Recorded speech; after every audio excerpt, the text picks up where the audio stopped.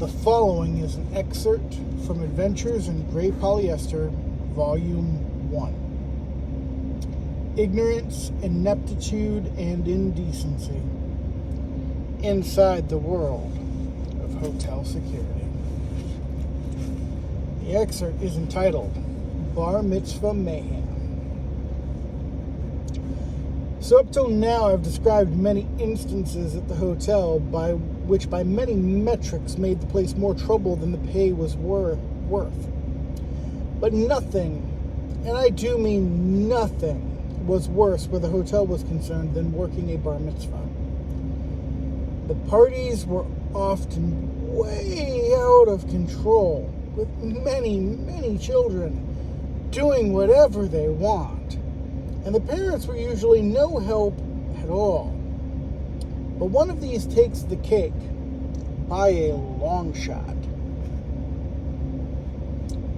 So to start things off, let me say that the company did not help matters by posting 2 guards for a party of well over 200 people, most of whom were energetic and unruly preteens, but I digress.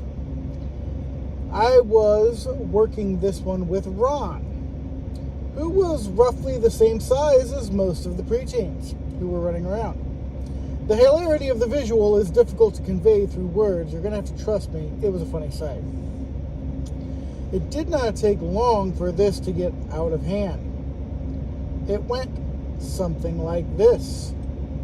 Children running. Hey guys, they're running in the hotel. Children look at me, and then keep running. Children throwing bounce balls against the wall. Hey, cut that out. They continue to throw ball. I catch ball and confiscate. 10 minutes later, and they have a new ball, and we repeat process. Yell at a kid, and the parent says, "You don't yell at my child." Ask them to handle their kid, and they laugh at me and walk away. I'm sure you're beginning to see why I deeply disliked working these events. Why is it well-off people never seem to properly discipline their children? Don't they realize that without proper discipline, they could wind up drug addicts who marry their brother's widow while at the same time knocking up the stripper that they routinely snort coke off of? But again, I digress. So as I said, this was getting wildly out of hand, and the parents were no help. But then Ron came up to me. Hey, have you seen the bar mitzvah boy? I lost track of him, and now I don't see him. How do you see anybody? Everybody is either your height or taller. You're an asshole. No, seriously, bro. If you throw your jacket on, they will probably give you a goodie bag. No questions asked. You know, if you wasn't so big, I'd whoop your ass. Yeah, and if a frog had wings, you wouldn't bump his ass. Shared a laugh for a moment, and then Ron said, seriously, though, do you see him? I scanned the room. No. Where the hell could he have gotten to? My eyes fell on the coat closet on the other side of the room. Something told me to check there. Stay here, I'm going to check something. I made my way through the crowd, and just as I was about to reach the closet, some of the boys tried to block my way. Don't go in there. Son, get out of my way. I tried to walk, and the 6 of them grouped together tightly to try and block my way. Boy, I said move. The one in the middle was very clearly the one calling the shots. And he said, I said, don't go in there.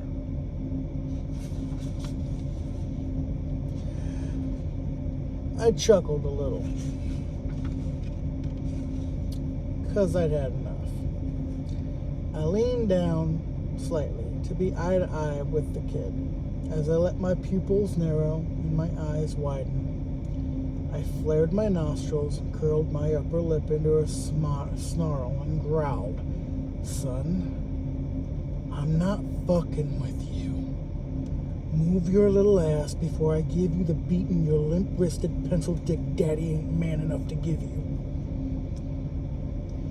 His eyes got wide with fear, and he quickly realized his friends had bounced on him as soon as my demeanor changed. He stammered like he wanted to say something. I didn't let him. I spoke quietly, but forcefully, regarding my words as if they were a physical extension of myself. Move, boy. And he did. He ran off God knows where, and I pushed open the door to the coat closet to find the 13-year-old bar mitzvah boy with his face buried in the tits of a girl who looked to be about 16. They froze when I opened the door.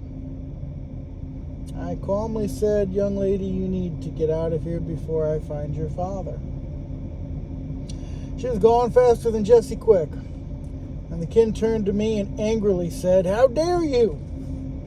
Excuse me. Boy, don't even try that shit with me. Get out of the damn closet. Boy, I am a man now. He hollered loud enough that people around us took notice. And now the majority of the room's eyes were on us. I sighed. Good for you, little man. But I wouldn't care if you were 60. You still ain't screwing in the hotel's coat closet. Now get out. Woman stepped forward. "I'm sorry, but what is going on here with my son?" "This is your son?" "That is right." "Well, miss, I found your boy in this here coat closet with a young lady in a state of partial undress." She looked from me to the kid so fast it made my head spin, yet alone his.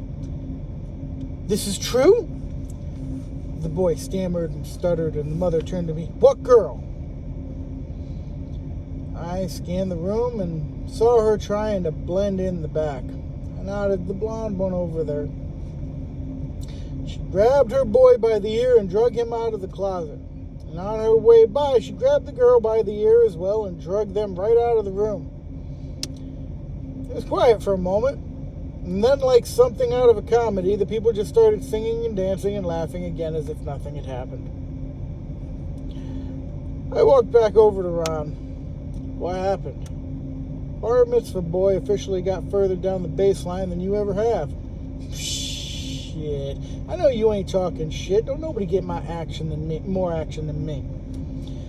"Yeah, I hear you're the #1 customer at the Lollipop Guild brothel." "Man, fuck you." God, you are desperate. And I walked away laughing as Ron shook his head. He would often try and one-up me in the ball-breaking realm, but was never able to. The rest of the party went without incident, and I didn't see the boy or the girl again. God only knows what that woman did to them. But I learned something that night. Apparently there was a line the parents were not okay with the kids crossing. The panty line.